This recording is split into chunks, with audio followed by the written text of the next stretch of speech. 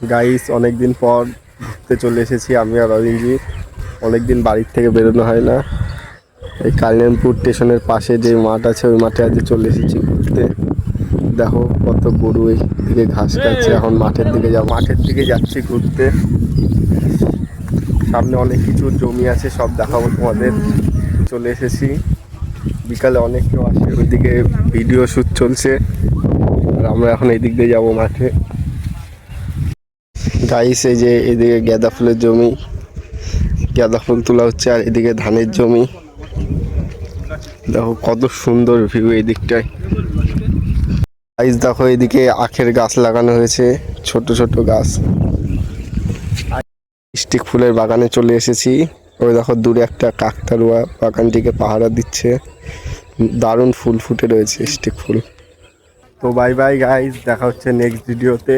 আজকের মতো এতটুকুই। তো ব্লগটা তোমাদের কেমন লাগলো অবশ্যই কমেন্টে জানিও।